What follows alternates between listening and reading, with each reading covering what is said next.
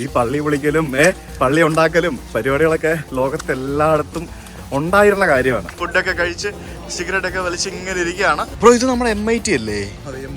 Yamaha. പുണ്യ റമദാൻ മാസം ആരംഭിക്കുകയാണ്.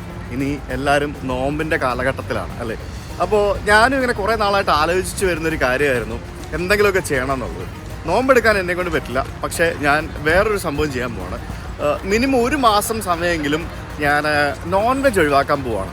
അതായത് ചിക്കനും ബീഫും മട്ടനും അങ്ങനത്തെ മീറ്റ് എന്തൊക്കെയുണ്ടോ അതെല്ലാം ഒഴിവാക്കാൻ വേണ്ടി പോവാണ്. ഞാൻ പച്ചക്കറിയും എഗ്ഗും മാത്രമേ കഴിക്കുകയുള്ളൂ എന്ന് തീരുമാനിച്ചിരിക്കുകയാണ്. എഗ്ഗ് എനിക്ക് കഴിക്കാണ്ടിരിക്കാൻ പറ്റില്ല, കാരണം പ്രത്യേകിച്ച് ഇങ്ങനെയൊക്കെ ട്രാവൽ ചെയ്യുമ്പോഴത്തേക്കിനും പ്രോട്ടീൻ ഭയങ്കര പ്രശ്നമാണ്. നമുക്ക് ബ്രേക്ക്ഫാസ്റ്റ് ഒക്കെ ഇല്ലെങ്കിൽ പട്ടിണിയായി പോകും. അതുകൊണ്ട് എഗ്ഗും വെജിറ്റബിൾസും മാത്രമാക്കാൻ പോവുകയാണ്. ലെറ്റ്സ് സീ എത്ര നാൾ ഇങ്ങനെ മുന്നോട്ട് പോകാൻ പറ്റും എന്ന് നോക്കട്ടെ. എന്തൊക്കെയാണ് ശരീരത്തിൽ വരാൻ പോകുന്ന മാറ്റങ്ങൾ എന്നൊക്കെയെന്ന് നോക്കാം. അപ്പോൾ ടെക് ട്രാവൽ ഈറ്റിൻ്റെ പുതിയ വീഡിയോയിലേക്ക് നിങ്ങൾക്ക് ഏവർക്കും സ്വാഗതം. Hey, I'm sorry I got late. I'm so sorry. How are you? Fine. Good morning. Good morning. സമയം പറഞ്ഞതേ സമയത്ത് വന്നില്ല, ലേറ്റ് ആയി. ഞാൻ അല്ല ലേറ്റ് ആയ, ഫാസ്റ്റ് ലേറ്റ് ആയത്. നിങ്ങൾ എണീക്കാൻ ലേറ്റ് ആയതാ, എന്റെ കുറ്റമല്ല. സോ ഞങ്ങളിപ്പോ ആഗ്രോന്റെ കൂടെ നമ്മൾ സ്കോദ്ര എന്ന് പറയുന്ന ഒരു സ്ഥലത്തേക്ക് പോവാണ്. സ്കോദ്ര അല്ലെങ്കിൽ സ്കോദർ എന്ന് പറയുന്നത് ഇവിടെ നിന്നൊരു 100 കിലോമീറ്റർ മാറിയുള്ള മോണ്ടിനീഗ്രോ രാജ്യവുമായിട്ട് ബോർഡർ പങ്കിടുന്ന ഒരു സിറ്റിയാണ്. ആഗ്രോന്റെ ബർത്ത് പ്ലേസ് കൂടെയാണത്. ആഗ്രോന്റെ സിറ്റിയിലേക്കാണ് നമ്മൾ പോകുന്നത്. അപ്പോൾ പോകുന്ന വഴിക്ക് നമുക്ക് ഇവിടെ എന്തൊക്കെയാണെന്ന് ചോദിച്ചു കഴിഞ്ഞാൽ വളരെ ഗ്രാമ കാഴ്ചകൾ തന്നെയാണ് കാണുന്നത്. തിരാന സിറ്റി വിട്ടപ്പം മുതൽ ശരിക്കും ഒരു നമ്മൾ സിറ്റി ലൈഫ് വിട്ട് കഴിഞ്ഞാൽ നമുക്ക് ആ രാജ്യത്തിന്റെ ശരിക്കുള്ള ഒരു പൾസ് എന്താണ് ആ രാജ്യം എന്നൊക്കെ നമുക്ക് മനസ്സിലാവുള്ളൂ. പാവപ്പെട്ട ആളുകളുടെ വീടുകള്, സാധാരണക്കാരുടെ വീടുകള്. ഫാസിൽ ബ്രോ, എനിക്കിപ്പോ ഇപ്പൊ കാണുമ്പോണ്ടല്ലോ നമ്മൾ നോർത്ത് ഇന്ത്യൻ ഗ്രാമങ്ങളിലൂടെയൊക്കെ യാത്ര ചെയ്യുന്ന ഫീല്. അതായത് ഇപ്പം ലക്നൌവിൽ നിന്ന് വേറൊരു സ്ഥലത്തേക്ക് വേറൊരു സിറ്റിയിലേക്ക് ഹൈവേയിലൂടെ നമ്മൾ യാത്ര ചെയ്യുമ്പോൾ കാണുന്ന കാഴ്ചകളൊക്കെ പോലെയാണ് എനിക്ക് ഇവിടെ പല സ്ഥലങ്ങളും ഏകദേശമൊക്കെ ഫീൽ ചെയ്യുന്നത്. ഇത്ര നേരം നല്ല വെയിലായിട്ടിരുന്നിട്ട് ഇപ്പൊ ഷടേന്ന് പറഞ്ഞ മഴ പെയ്യുന്നു. മഴ മാത്രമല്ല, നല്ല ഇടിയും മിന്നലും, നല്ല മിന്നൽ വിത്ത് മഴ.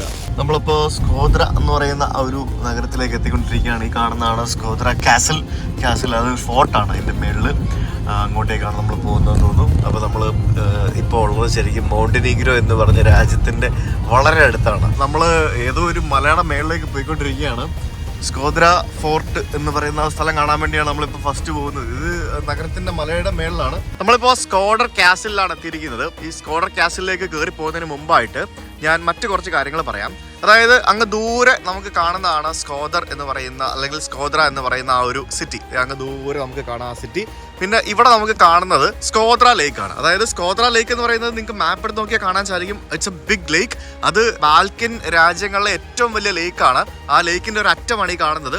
ഈ ലേക്ക് 2 രാജ്യത്തായിട്ട് പടർന്നു കിടക്കുന്ന ഒരു ലേക്കാണ്. അതായത് ഈ ലേക്കിന്റെ കുറച്ചങ്ങോട്ട് പോയി കഴിഞ്ഞാൽ നമുക്ക് മോണ്ടിനീഗ്രോ രാജ്യമായി. അതായത് മോണ്ടിനീഗ്രോ അൽബേനിയ രാജ്യങ്ങളിൽ 2 രാജ്യങ്ങളിലായിട്ട് ഇങ്ങനെ പടർന്നു കിടക്കുന്ന പന്തലിച്ച് കിടക്കുന്ന ഒരു ലേക്കാണെന്ന് തന്നെ പറയാം. ചുറ്റും ഇപ്പുറത്തെ ഭാഗങ്ങളിൽ വന്നു കഴിഞ്ഞാൽ ഇവിടെ എല്ലാം മൗണ്ടൻസ് ആണ്. പിന്നെ അവിടെ പണ്ട് കാലത്ത് തകർക്കപ്പെട്ട ഒരു മോസ്ക് അവിടെ കാണാം. അതിപ്പം അവർ റീബിൽഡ് ചെയ്തുകൊണ്ടിരിക്കുകയാണ്. ഇവിടെ പണ്ട് കമ്മ്യൂണിസം ഉണ്ടായിരുന്ന സമയത്തൊക്കെ കുറെ പള്ളികളൊക്കെ നശിപ്പിച്ചിട്ടുണ്ടെന്ന് തോന്നുന്നു അല്ലേ?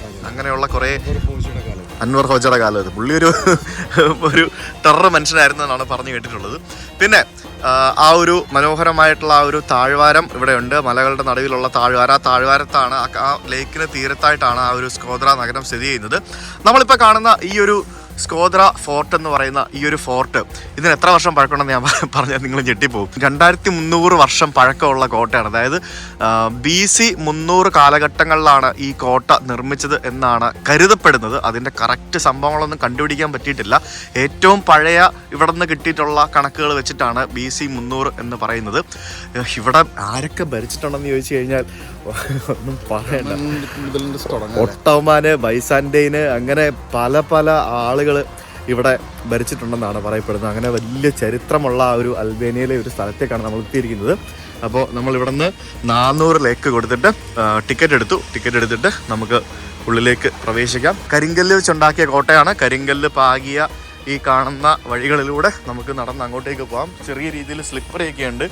മഴയൊക്കെ പെയ്തിട്ടുണ്ടായിരുന്നല്ലോ, അതുകൊണ്ടാണ് പുള്ളി ഓടിക്കേറിയ. എന്റെ പൊന്നെ. Where is your house? What's your house? Not here anymore. Okay. Agron ഇവിടുത്തുകാരനായിരുന്നു. 1991 തിരാനയിലേക്ക് ഇവിടെ നിന്ന് മാറിയ ഒരു വ്യക്തിയാണ് ആഗ്രോൺ. ഇവിടുന്ന് കയറി കഴിയുമ്പോൾ നല്ല ലുക്കാട്ടോ, നല്ല ഭംഗിയാട്ടോ. ബ്രോ മോണ്ടിനീഗ്രോ തൊട്ടടുത്താ, നമുക്കൊന്ന് പോയിട്ട് വന്നാലോ? How about going to Montenegro? Yeah, it's very, very close to here. Is it possible It's to go? about 15 minutes. Yes. Huh? It's easy. We have the passport with us. Do you need a passport to go to Montenegro? For us, it's not needed, the passport. No needed. We- How we about can going to just Montenegro and with come? ID.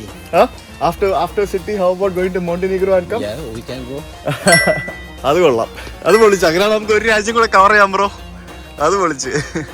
അങ്ങനെ നമ്മൾ ആ കോട്ടയുടെ ഉള്ളിലേക്ക് കയറി വന്നിരിക്കുകയാണ്. എൻ്റെ പൊന്നെ, ഇതെന്ത് ഇത്?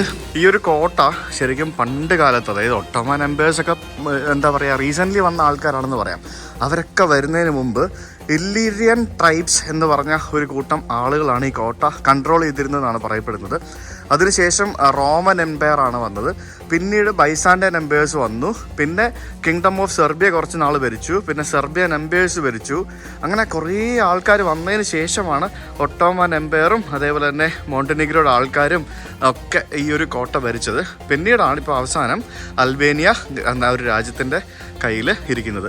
ലൈം സ്റ്റോണും ബ്രിക്സും വെച്ചിട്ടാണ് ഇത് കംപ്ലീറ്റ് നിർമ്മിച്ചിരിക്കുന്നത്. അതായത് നമ്മുടെ കരിങ്കല്ലും ലൈം സ്റ്റോണും ഉപയോഗിച്ചിട്ടാണ് ഈ ഒരു കോട്ട പൂർണ്ണമായിട്ടും നിർമ്മിച്ചിരിക്കുന്നത് നമുക്ക് മനസ്സിലാക്കാൻ സാധിക്കും.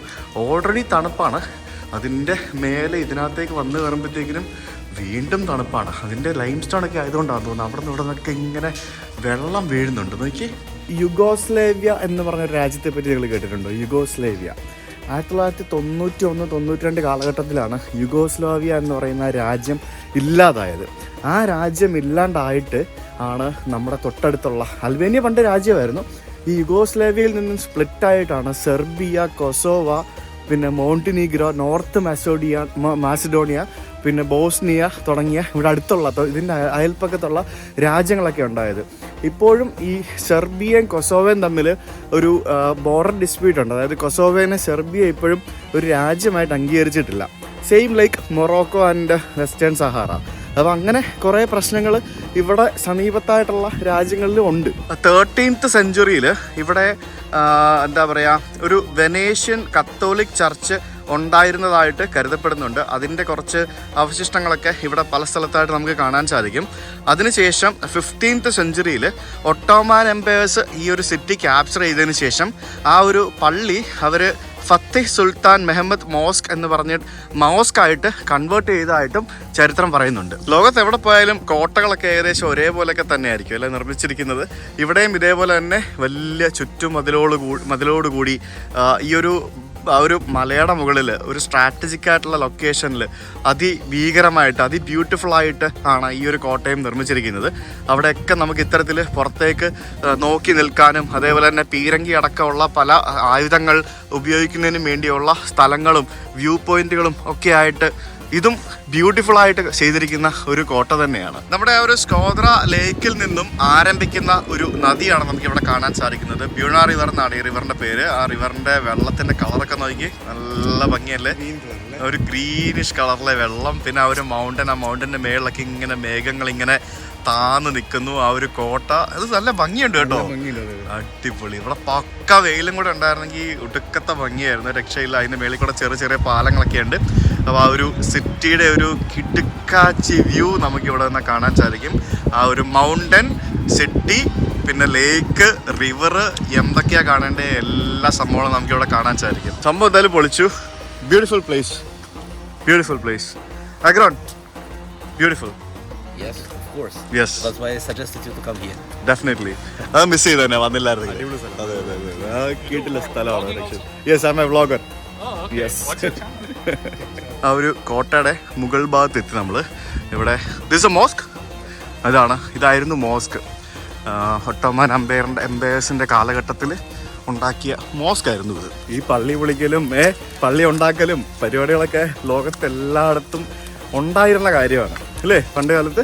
അത് നമുക്കിങ്ങനെ ഓരോ സ്ഥലത്ത് പോയിട്ട് അവിടുത്തെ ചരിത്രങ്ങൾ കണ്ടു കഴിയുമ്പോഴത്തേക്കിനും നമുക്ക് മനസ്സിലാക്കാൻ സാധിക്കും അതൊക്കെ. ഇപ്പോൾ ഇവിടെയൊക്കെ കുറേ എഴുതി വെച്ചിട്ടുണ്ട് കേട്ടോ, ഇംഗ്ലീഷിലും ഇവരുടെ ഭാഷയിലൊക്കെ.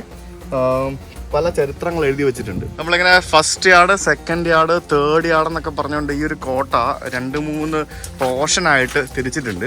എവിടെ ക്യാമറ വെച്ചാലും നല്ല ബ്യൂട്ടിഫുൾ ഫോട്ടോസ് എടുക്കാൻ പറ്റുന്ന ഒരു സ്ഥലമാണിത്. ഇതിനകത്തൊരു സുവനീർ ഷോപ്പൊക്കെ ഉണ്ടല്ലോ. ഇതെന്താ സംഭവം? ഇവിടെ കുറേ പഴയ ടോംബുകളും അങ്ങനെയുള്ള കുറേ സംഭവങ്ങളൊക്കെ ഉണ്ട് കേട്ടോ. ഇതെന്താണെന്ന് ചോദിച്ചു കഴിഞ്ഞാൽ എന്താണെന്ന് എഴുതി വെച്ചിട്ടില്ല. എന്തോ ഒരു ഇതുപോലത്തെ ഒരു സ്ഥലം. അതിൻ്റെ മേളിലൊക്കെ ഇങ്ങനെ ചെടിയൊക്കെ കയറി പിടിച്ചിട്ടുണ്ട്, ക്രീപ്പേഴ്സ് ഉണ്ട്, വെള്ളമൊക്കെ ഇങ്ങനെ വീഴുന്നുണ്ട്. കോട്ടയിൽ ഒരു ഫിനിഷ്ഡ് ആയിട്ടുള്ള ബിൽഡിംഗ് എന്ന് പറയുന്നത് ആകെ കാണാൻ സാധിക്കുന്നത് ഈ ഒരു ബിൽഡിംഗ് മാത്രമാണ്. ബാക്കിയെല്ലാം ഓൾമോസ്റ്റ് പൊട്ടിപ്പൊളഞ്ഞ രീതിയിൽ തന്നെയാണ് കിടക്കുന്നത്. ബ്രോ, ആ കാണുന്ന മലയുടെ മേളിൽ സ്നോ വീണ് കിടക്കുന്നുണ്ട്. ദൈവമേ, സ്നോ വരെ വീണ് കിടക്കുന്ന ആ കാണുന്ന മലയുടെ മേളിൽ. അപ്പോൾ ഇവിടെ വരുമ്പോഴത്തേക്കിനും ഇവിടെ കണ്ട, ഇവിടെ മറ്റൊരു അക്രോഫോബിയ എന്ന് പറഞ്ഞാൽ മറ്റേ ഹൈറ്റിനെ പേടിയുള്ള സംഭവം. അക്രോഫോബിയ അല്ല, നല്ല വിശപ്പുണ്ട്. We are hungry. Only that problem. Okay, ഇവിടെ 2 നദികൾ ജോയിൻ ചെയ്യുന്ന സ്ഥലമാണ് നമുക്ക് ഇവിടെ കാണാൻ സാധിക്കുന്നത്. നമ്മൾ വന്ന വഴിയാണ്, ഈ കാണുന്ന വഴി കൂടെയാണ് നമ്മൾ വന്നത്. Which is this river? This is Drina River. And from the other side there is Buddha River. Okay. And in this point they come together. Okay, നല്ല ഭംഗിയുണ്ട് അല്ലേ? ആ ഒരു പച്ചപ്പ്, എല്ലാ കളറും ഉണ്ട്, പച്ച, നീല, എല്ലാ കളേഴ്സും ഉണ്ട്. ഇവിടെ ഒരു പഴയ പാലം കാണാം, പൊട്ടിപ്പൊളിഞ്ഞിരിക്കുന്ന പഴയ പാലം. അതിൻ്റെ അപ്പുറത്ത് പുതിയ പാലം, പിന്നെ അപ്പുറത്തൊരു കരിങ്കൽ ക്രഷർ കാണാൻ പറ്റും. പിന്നെ അവിടെ കുറേ ചെറുതും വലുതുമായിട്ടുള്ള പള്ളികൾ കാണാം, കുറേ വീടുകൾ കാണാം. ശരിക്കും ഇവിടെ കൈവരിയൊന്നും ഇല്ല, നോക്കി നിന്നില്ലെങ്കിൽ ടപ്പേന്നും പറഞ്ഞിട്ട് താഴെ വീഴും. ഞാൻ ആദ്യം വിചാരിച്ചു ഇത് വെള്ളം നിറച്ച് വെക്കുന്ന എന്തോ ഒരു പാത്രമാണത്, ഭരണിയാണത്. പക്ഷേ ഇത് നോക്ക്, എന്താ ഇതിന്റെ അടിയില് ഒരു ടണല് പോലെ എന്താ സംഭവം കേട്ടോ. നോക്കി, ഫ്ലവർ വേസ് പോലെ ഇരിക്കുന്നത്. പക്ഷേ ഇത് അകത്ത് വേറെ സംഭവം. അപ്പോൾ നമുക്കിവിടെ ഒരു ചെറിയൊരു കോഫി ഷോപ്പ്, ഒരു കഫേ ഉണ്ട്. കഫേ ആൻഡ് അത് സുവനീർ ഷോപ്പ് അല്ല കേട്ടോ, ഇതൊരു കോഫി ഷോപ്പാണ്. ഇതെന്താ ഇത്? ചിപ്സ് കണ്ടില്ലേ? ഇത് നോക്കി, ബ്രഷഡ് ചിപ്സ്, നമ്മുടെ റസ്ക് പോലത്തെ സാധനം കേട്ടോ. പിസ്സ എന്നൊക്കെ പറഞ്ഞു കഴിഞ്ഞിട്ടുണ്ട്. ഇതെടുത്ത് എന്നാൽ കഴിക്കാം. ജാമല്ലേ, എന്താ സാധനം ഇത്? തുറന്ന് കഴിക്കാം. പിന്നെ ലേസ്, ഇത് കൊള്ളാട്ടോ. ഞാൻ ആദ്യമായിട്ട് ഇങ്ങനത്തെ ഒരു സാധനം കാണുന്നത്. കേവിനുള്ളിൽ ഇരിക്കുന്ന പോലത്തെ ഒരു റെസ്റ്റോറൻ്റ് ആണ് കാണുന്നത്. ഇതിനകത്തും ഉണ്ട് വ്യൂ പോയിന്റ് ഉള്ള സ്ഥലം. എനിക്ക് ഇത് കണ്ടോ, ഇതൊക്കെ ഫോട്ടോ എടുക്കുന്നതിന് വേണ്ടിയുള്ള സ്ഥലമാണ്. ഇവിടെയൊക്കെ ഇരുന്ന് നമുക്ക് വേണമെങ്കിൽ ഫോട്ടോ എടുക്കാം. ആ ഫോട്ടോ എടുക്കുന്നതിന് €1 കൊടുക്കണം എന്നാണ് എഴുതി വെച്ചിരിക്കുന്നത്. കണ്ടില്ലേ, ഇവിടെ ഇങ്ങനെ ഇരുന്ന് ഫോട്ടോ എടുക്കണമെങ്കിൽ €1 കൊടുക്കണം എന്ന് എഴുതി വെച്ചിട്ടുണ്ട്. പിന്നെ ഇങ്ങോട്ടേക്ക് വരുമ്പോഴത്തേക്കിന് ഇത് കൊള്ളാമല്ലോ, അടിപൊളി, പൊളിച്ച്. ഇവിടെ നമുക്ക് തണുപ്പൊന്നും അടിക്കാതെ നമുക്ക് ഈ ഒരു നഗരത്തിൻ്റെ ഭംഗി കണ്ടുകൊണ്ട് നമുക്ക് ഇവിടെ ഇരുന്ന് ചായ കുടിക്കാം. കൊള്ളാം, നൈസ്. ഇതൊരു അടിപൊളി സ്ഥലമായിരുന്നു. ഇങ്ങനെ ഒരു ചെറിയൊരു സ്ഥലത്ത് ഇതുപോലെ ഒരു ബ്യൂട്ടിഫുൾ ആയിട്ടുള്ളൊരു സ്ഥലം ഉണ്ടായിരിക്കും എന്ന് ഞാൻ എക്സ്പെക്ട് ചെയ്തിട്ടുണ്ടായിരുന്നില്ല. അങ്ങനെ ആ ഫോർട്ടെല്ലാം കണ്ട് നമ്മളിപ്പോൾ തിരിച്ച് താഴേക്ക് ഇറങ്ങുകയാണ്. ഇതുപോലെ തന്നെ കല്ലിട്ട ഈ ഒരു റോഡിലൂടെ തന്നെയാണ് നമ്മൾ കയറി വന്നതും ഇറങ്ങിപ്പോകുന്നതും ഒക്കെ. നമുക്ക് ഇനിയിപ്പോൾ നേരെ നമ്മുടെ ഇവിടുത്തെ സിറ്റിയിലേക്ക് പോകാം.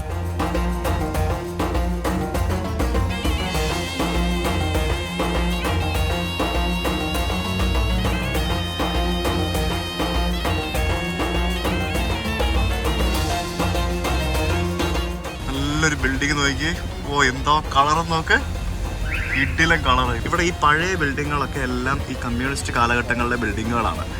അതിനുശേഷം കാണുന്ന, അതായത് പുതിയ കെട്ടിടങ്ങളൊക്കെയാണ് ഈ പുതിയ 92-ന് ശേഷം വന്ന ബിൽഡിങ്ങുകൾ. ഒരു അബൂബക്കർ മോസ്ക് എന്ന് പറയുന്ന ഒരു മനോഹരമായിട്ടുള്ളൊരു മോസ്കാണ് ഇവിടെ കാണുന്നത്. അതിൻ്റെ തൊട്ട് പുറകിൽ തന്നെ ഒരു ക്രിസ്ത്യൻ പള്ളി കാണാൻ സാധിക്കും. അത് ഓർത്തഡോക്സ് ചർച്ചാണ്. അപ്പോൾ ഓർത്തഡോക്സ് ചർച്ച് ഉണ്ട്, മുസ്ലിം പള്ളിയുണ്ട്, പിന്നെ റോമൻ ചർച്ച് ഉണ്ട്. അങ്ങനെ പള്ളികളും മോസ്കുകളും ഒക്കെ അടുത്തടുത്തായിട്ട് നമുക്ക് കാണാൻ സാധിക്കും. ഇതിവിടെ ചേർന്നിരിക്കുന്നു. അതെ, ഇതൊരു ഹൈ സ്ട്രീറ്റ് ആണെന്ന് തോന്നുന്നു. ഈ ഒരു സിറ്റിയിലെ ഹൈ സ്ട്രീറ്റ് ആണ് നമുക്ക് ഈ കാണുന്നത്. കൊള്ളാം അല്ലേ, നല്ല ഭംഗിയുള്ളൊരു മോസ്ക്. അപ്പോൾ ഞങ്ങളിവിടെ മോസ്കിൻ്റെ മുമ്പിൽ കൊണ്ടുവന്ന് വണ്ടി പാർക്ക് ചെയ്ത് നമ്മുടെ ആഗ്രോൺ ഇപ്പോൾ ലുക്കായല്ലോ. ഏതാ? Yeah, you look like Albanian mafia, it seems. Are you a mafia? Huh? Not yet. Okay. അവിടെ ഒരു ഹമ്മർ കിടക്കുന്നുണ്ടോ നോക്ക്, അൽബാനിയൻ ഹമ്മർ. പൊന്നും, ഇതൊരു 1.5 വണ്ടി കേട്ടോ. എന്തല്ലേ, നമ്മള് ഗൾഫിലൊക്കെയുള്ള ആൾക്കാർ ഇഷ്ടം പോലെ കാണുന്നതാണ്. പക്ഷെ എന്നാലും ഇതൊരു ഭയങ്കര മാഫിയ വണ്ടിയാണ്, ഒരു രക്ഷയില്ല. അന്യായ ലുക്ക്, എന്ത് വലിപ്പമാ. പക്ഷെ എൻ്റെ ദൈവമേ, ഇതിന്റെ ടയറൊക്കെ കണ്ടോ, എന്ത് വലിപ്പമുള്ള ടയറല്ലേ. നമുക്ക് ഒരെണ്ണം എടുക്കണ്ടേ? ആവശ്യമില്ല. വേണോ? വേണമെങ്കിൽ എടുക്കാം. അപ്പോൾ നമ്മള് സ്കോട്രയിലെ ഹൈ സ്ട്രീറ്റിലേക്ക് എത്തിയിരിക്കുകയാണ്. You see, Catholic Church, Orthodox Church, and the mosque. Yes, ഞാൻ അതല്ലേ പറഞ്ഞത്. അതായത് മതസൗഹാർദ്ദം വാരി വിതറുന്നൊരു സ്ഥലമാണ് അൽബേനിയ എന്ന് പറയുന്നത്. ഇപ്പം പണ്ട് ഇവിടെ പ്രശ്നങ്ങളൊക്കെ ഉണ്ടായിരുന്നു. ഇപ്പം ഇവിടെ നമുക്ക് ഹോട്ടൽ കൊളോസിയോ എന്ന് പറഞ്ഞൊരു ഹോട്ടൽ കാണാം, കൊളോസിയോ ഹോട്ടൽ. അപ്പോൾ ഇതാണ് നമ്മൾ കണ്ട ആ ഒരു മോസ്ക്. നല്ല ഭംഗിയില്ലേ മോസ്ക്? ഇവിടുത്തെ മോസ്കുകളൊക്കെ ഒരു ഡിഫറെൻറ്റ് സ്റ്റൈലാണ്. നമുക്ക് ആ ഒരു മിനാരം കാണുമ്പോഴത്തേക്കിനും നമുക്കത് ഏകദേശമൊക്കെ മനസ്സിലാവും. പിന്നെ ആ ബാക്കിൽ കാണുന്നത് കമ്മ്യൂണിസ്റ്റ് കാലഘട്ടത്തിലെ ഒരു കെട്ടിടമാണ്. ഈ യൂറോപ്യൻ രാജ്യങ്ങളിലെ ആളുകൾ ഏറ്റവും കൂടുതൽ സൈക്കിൾ ഉപയോഗിക്കുന്ന ആളുകളാണ്. ഇവർ ഭയങ്കരമായിട്ട് ബൈസൈക്കിൾസ് ഉപയോഗിച്ച് ഇങ്ങനെ നടക്കും. പുള്ളി പറയാം 2 മഹാന്മാരാണ് ഈ സിറ്റിയിൽ ജനിച്ചത്. ഒന്ന് മദർ തെരേസ, ഒന്ന് പുള്ളി. ആഗ്രോൺ പിന്നല്ല, ആഗ്രോൺ നല്ല തഗ്ഗാട്ടോ. ഇടക്കിടക്ക് ഇങ്ങനെ തഗ് വരും.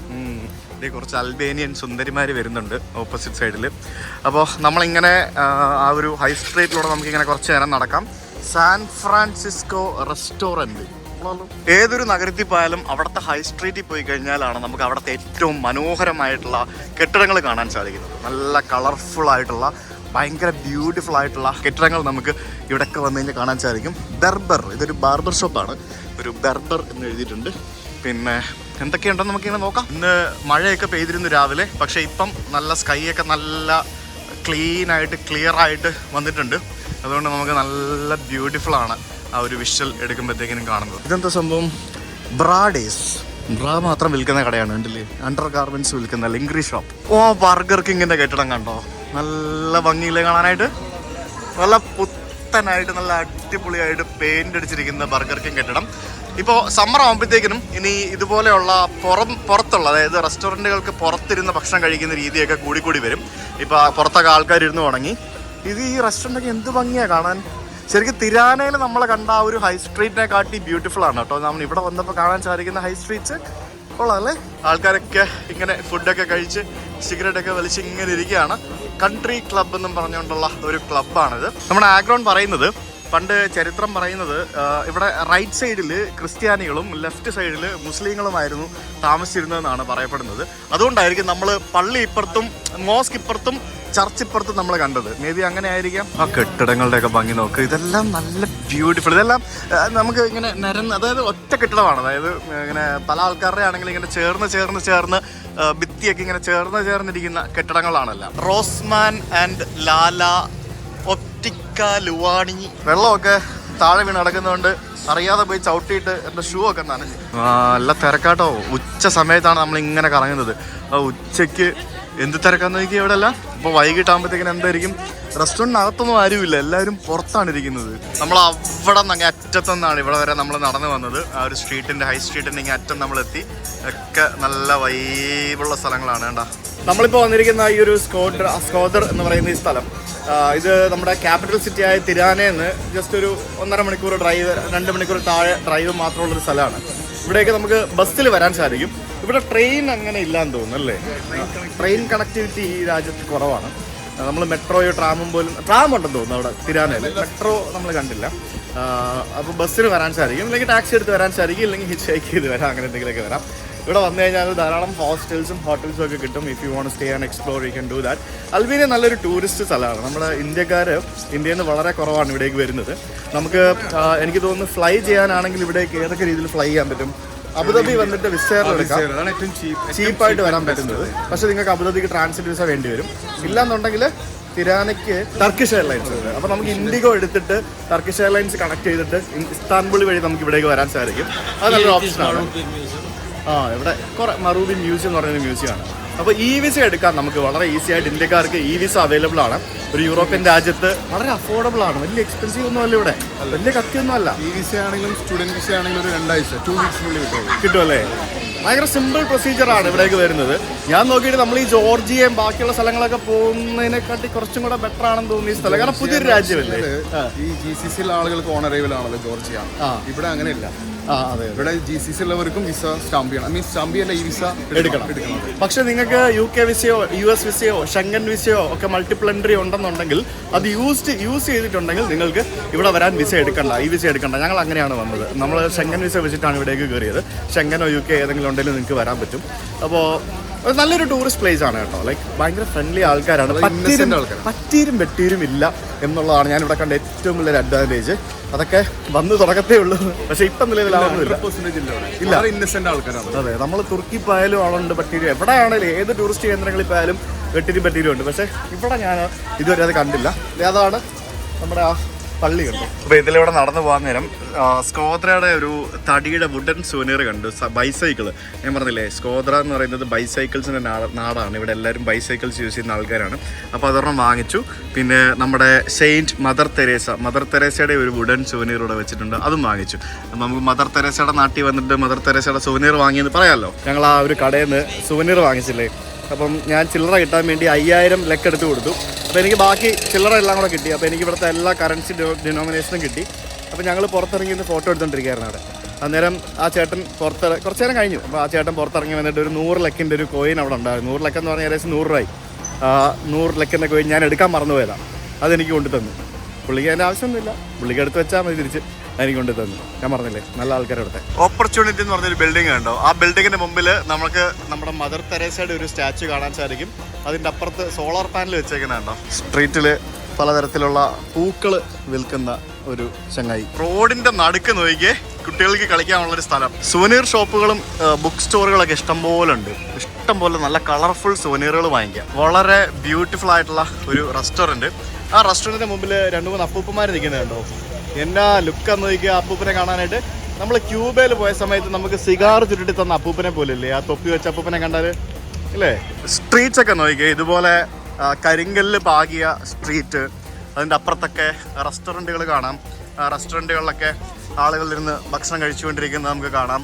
അതിൻ്റെ മുകളിൽ മരങ്ങളൊക്കെ ഉണ്ട്, പക്ഷേ മരങ്ങളിലൊക്കെ ഇലയില്ല. ഇലയൊക്കെ ഇനി വന്നു തുടങ്ങണം. കാരണം വിൻ്റർ കഴിഞ്ഞിപ്പോൾ സമ്മറിലേക്ക് കയറുന്ന സമയമാണ്. നമ്മൾ ശക്കലമുള്ളിലേക്ക് വന്നു കഴിഞ്ഞാൽ നമുക്ക് ഇതിൻ്റെ ആ ഒരു ഓൾഡ് സിറ്റി ഭാഗം കാണാം. ഓൾഡ് സിറ്റി പഴയ റിയൽ ഭാഗങ്ങൾ കാണാം.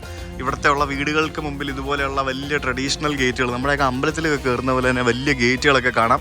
പിന്നെ ഇതുപോലെ ഉയരം കൂടിയ കരിങ്കൽ ഭിത്തികൾ കാണാം. അതിൻ്റെയൊക്കെ മുകളിൽ പല ക്രീപ്പേഴ്സ് ഇങ്ങനെ വലിച്ചിട്ടിരിക്കുന്ന കാണാം.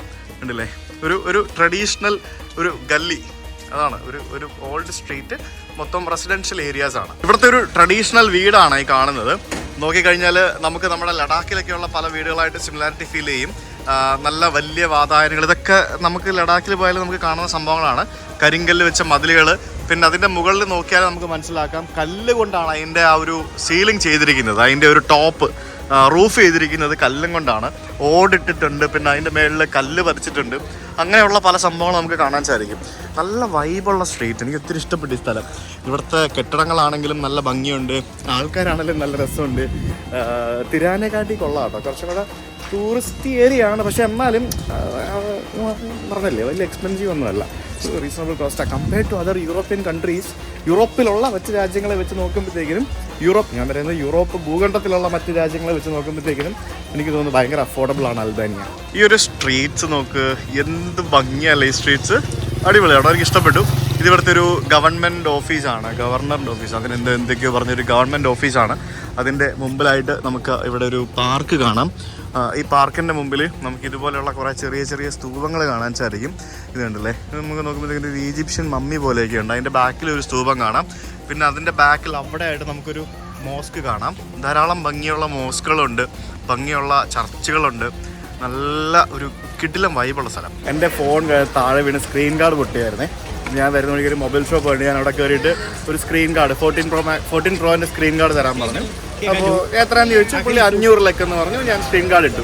500 ലക്ക് എന്ന് പറഞ്ഞു കഴിഞ്ഞാൽ ഏകദേശം ഒരു 350-400 രൂപ താഴെ വരുന്നുള്ളൂ. UK മാറണമെങ്കിൽ 10 പൗണ്ട് കൊടുക്കണം. നമ്മുടെ നാട്ടിൽ എത്ര രൂപയ്ക്കാണ് സ്ക്രീൻ ഗാർഡിന് ആൾക്കാർ വാങ്ങിക്കുന്നത് അല്ലേ. ഫോണിൻ്റെ വില അനുസരിച്ചിട്ടാണ് സ്ക്രീൻ ഗാർഡിൻ്റെയൊക്കെ പ്രൈസ് വരുന്നത്. ഞാൻ ടൂറിസ്റ്റാണ്, വേണമെങ്കിൽ അവന് കൂടുതൽ കത്തി വെക്കായിരുന്നു. പക്ഷേ he didn't do that. May be ഇവിടെ അതിലും കുറവായിരിക്കാം, എൻ്റെ നിന്ന് കൂടുതൽ വാങ്ങിച്ചായിരിക്കാം. നല്ലൊരു ചേട്ടനായിരുന്നു. പുള്ളി ഇംഗ്ലീഷൊക്കെ സംസാരിക്കുന്നുണ്ടായിരുന്നു. എന്നോട് ചോദിച്ചു, നീ എവിടെ നിന്നാണ് വരുന്നത്, ടൂറിസ്റ്റ് ആണോ, എങ്ങനെയുണ്ട് അൽബേനിയ. ഇവിടെ എല്ലാവരും ചോദിക്കുന്നത് അൽബേനിയ ഇഷ്ടപ്പെട്ടു, എല്ലാവരും ചോദിക്കുന്ന കാര്യമാണ് അൽബേനിയ ഇഷ്ടപ്പെട്ടു. ഭയങ്കര ഫ്രണ്ട്ലിയാണ് ആളുകൾ, നന്നായിട്ട് സംസാരിക്കുന്നു നന്നായിട്ട്. ബ്രോ, ഇത് നമ്മുടെ MIT അല്ലേ? ഞാൻ ലൈസൻസ് എടുത്തതാ, പക്ഷെ ഇപ്പോൾ ഗണേഷ് കുമാർ അതൊക്കെ മാറ്റിയല്ലോ. പണ്ട് ഇതെന്താണെന്നറിയോ, ആ ട്രാക്കിനകത്തോട്ട് ഈ വണ്ടി കയറ്റിയിട്ട് വെറുതെ ഇതിങ്ങനെ വിട്ട് കഴിഞ്ഞാൽ ഇതിങ്ങനെ കറക്റ്റ് 8 എടുത്തിട്ട് തിരിച്ചു വരും. 8 ഓടുള്ളൂ, വേറെ നേരെ ഓടാൻ പറ്റത്തില്ല. അങ്ങനത്തെ വണ്ടിയായിരുന്നു. എന്തായാലും അതൊക്കെ മാറ്റി. ആകെ ഒറ്റ കാര്യത്തിൽ മാത്രമേ എനിക്ക് എതിർപ്പുള്ളൂ. കാറിന് ലൈസൻസ് എടുക്കുന്നവർക്ക് ഓട്ടോമാറ്റിക് ലൈസൻസ് എന്ന് പറഞ്ഞൊരു സമ്പ്രദായം ഏർപ്പെടുത്തണം. എല്ലാ രാജ്യത്തും ഉള്ള പരിപാടിയാണ്. അതും കൂടെ ഏർപ്പെടുത്തി കഴിഞ്ഞാൽ അടിപൊളിയാണ്. ഇതിപ്പം ഓട്ടോമാറ്റിക് കാർ ഓടിക്കേണ്ട ആളും മാനുവൽ വണ്ടി ഓടിക്കേണ്ട ഒരു അവസ്ഥയായി. അതേപോലെ തന്നെ ഗിയർ ഇല്ലാത്ത ബൈക്ക് ഓടിക്കേണ്ട ആളും ഗിയർ ഉള്ള ബൈക്ക് ഓടിക്കേണ്ട അവസ്ഥയായി. ഇപ്പം പെണ്ണുങ്ങൾക്ക് ഭയങ്കര ബുദ്ധിമുട്ടാണ്. ആണുങ്ങൾക്കാണെങ്കിൽ പോലും ഇപ്പോൾ പല ആൾക്കാരും ഓട്ടോമാറ്റിക് വണ്ടികളിലേക്ക് മാറി തുടങ്ങി. നമ്മൾ ഈ കാണുന്ന മോസ്കിൻ്റെ ഉള്ളിൽ ഒന്ന് കയറിയിട്ട് വന്നു. നല്ല രസമുള്ളൊരു മോസ്ക്, നല്ല പീസ്ഫുൾ ആയിട്ടുള്ളൊരു മോസ്ക്. ഒരു പുതിയതായിട്ട് റിനോവേറ്റ് ചെയ്തൊരു മോസ്കാന്ന് തോന്നുന്നു. നല്ല ഭംഗിയുണ്ടായിരുന്നു അതിനകത്ത് കാണാനായിട്ട്. അതിനകത്ത് എന്തോ ഒരു പ്രസംഗം പോലെ എന്തോ പരിപാടിയൊക്കെ നടക്കുന്നുണ്ടായിരുന്നു. കുറേ പെയിൻറ്റിങ്സ് ഒക്കെ വരച്ചിട്ട് നല്ലൊരു അയാ സോഫിയ മോസ്കിൻ്റെ ഇൻസൈഡ് എങ്ങനെ ഏകദേശം അതേപോലെയൊക്കെ ഫീൽ ചെയ്തു ഇൻറ്റീരിയർ കണ്ടപ്പോഴത്തേക്കിന്. ഇനി നമുക്ക് അടുത്ത സ്ഥലത്തേക്ക് പോകാം.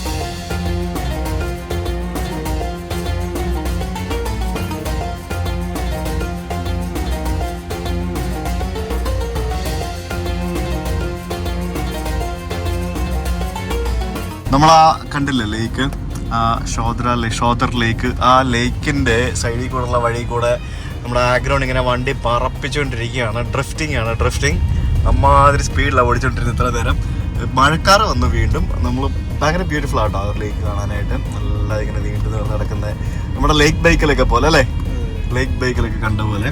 ഇത് ഫ്രഷ് വാട്ടർ ലേക്കാണ്. അപ്പോൾ ഇവിടെ നിന്ന് സ്റ്റാർട്ട് ചെയ്യുന്ന ബ്യൂണ റിവർ നേരെ കടലിലേക്ക് ചെല്ലും. അങ്ങനെയാണ് സംഭവം.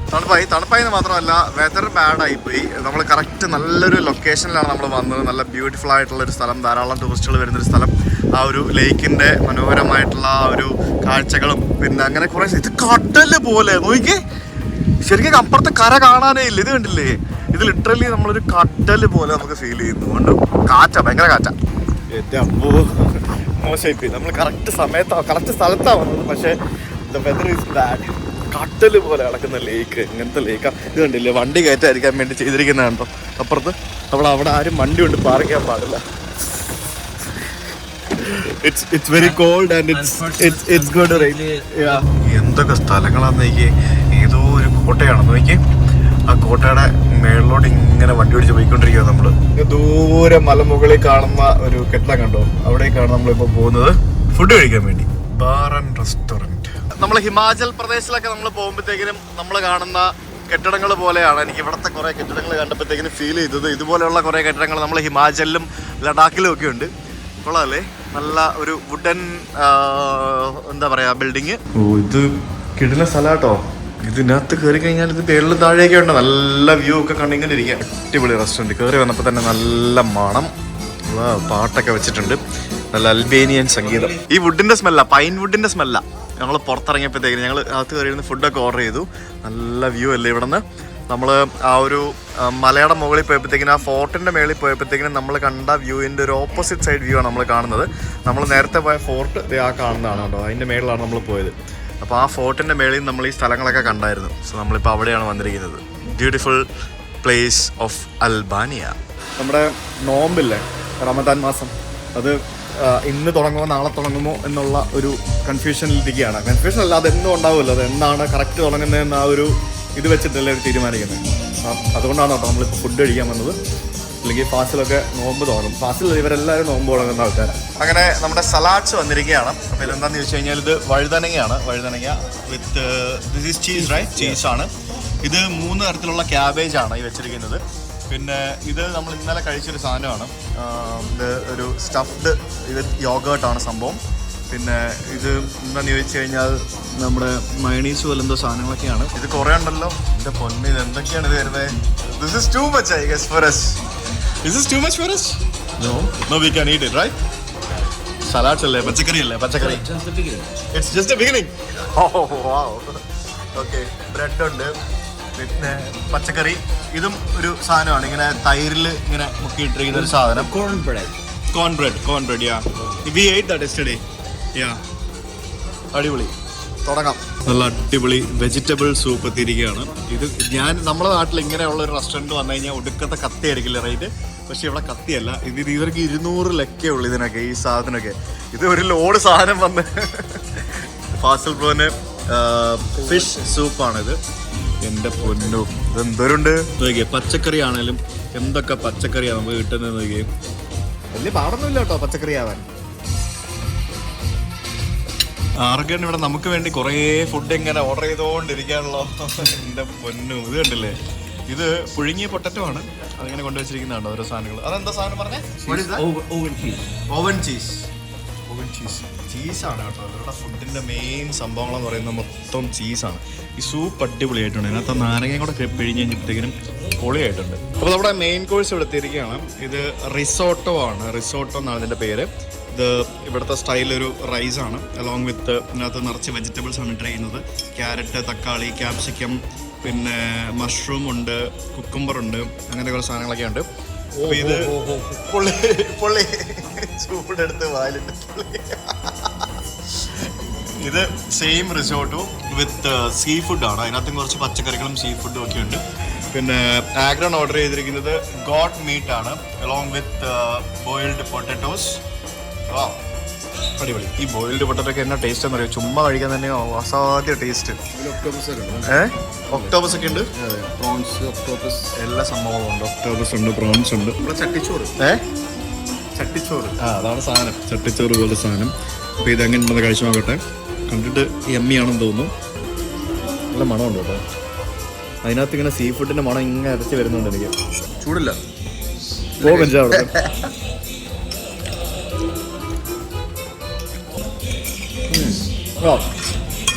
അടിപൊളി, സൂപ്പർ ആട്ടോ, നല്ല സാധനം. റിസോർട്ടോ ഇത് ഇറ്റാലിയൻ സംഭവമാണ്.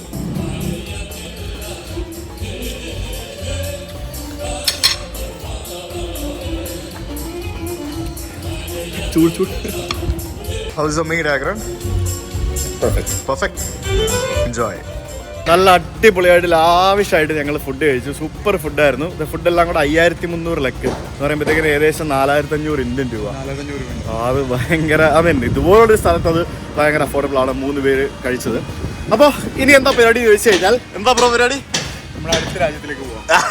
എന്തല്ലേ അടുത്ത പട്ടിഷമാണ് സുഹൃത്തുക്കളെ. നമ്മൾ ഇവിടെ 20 മിനിറ്റ് പോയി കഴിഞ്ഞാൽ നമുക്ക് മോണ്ടിനീഗ്രോ എന്ന് പറഞ്ഞ രാജ്യം എത്തും. നമ്മുടെ കയ്യിൽ പാസ്പോർട്ട് ഉണ്ട്. നമുക്ക് വെറുതെ അവിടെ പോയിട്ട് അവിടെ ഒരു ബീച്ച് സിറ്റി ഉണ്ട്, ബീച്ചിനടുത്തുള്ള ഒരു സിറ്റി ഉണ്ട്, കോസ്റ്റൽ സിറ്റി ഉണ്ട്. അവിടെ പോയിട്ട് ഒരു ചായ കുടിച്ചിട്ട് തിരിച്ചു വരാം. അപ്പോൾ ഞങ്ങൾ നമ്മുടെ ആഗ്രോനോട് പറഞ്ഞു നമുക്ക് will go to Montenegro. Agro doesn't need the passport to go to Montenegro, so you just need only the ID, right? Yes. Okay, that's nice. അപ്പോൾ നമ്മൾ മോണ്ടിനീഗ്രോയിലേക്ക് ചായ കുടിക്കാൻ പോകുന്ന കാഴ്ച നമുക്ക് അടുത്ത വീഡിയോയിൽ കാണുന്നതായിരിക്കും നല്ലത്, അല്ലേ ഫാസിൽ ബ്രോ? ഇന്നത്തെ വീഡിയോ അത്യാവശ്യം ലെങ്തി ആയി. സോ നമുക്ക് ബാക്കി എങ്ങനെയാണ് ഇവിടെ ചായ കുടിക്കാൻ ഊട്ടി പോവാം, അതേപോലെ ചായ കുടിക്കാൻ മോണ്ടിനീഗ്രോ. ശങ്കനിസുള്ളതിന്റെ അഹങ്കാരം, അല്ലാണ്ട് ഇപ്പൊ എന്താ ഇതിലൊന്നും പറ്റില്ല. അപ്പം അതൊരു എക്സ്പീരിയൻസ് ആയിരിക്കും. വണ്ടിയിൽ നമ്മൾ ഒരു കുന്തവും ഇല്ലാതെ നമ്മൾ മോണ്ടിനീഗ്രോയിലേക്ക് പോകാൻ പോവാണ്. So let's see that tomorrow guys. അതിലേക്കും ബൈ.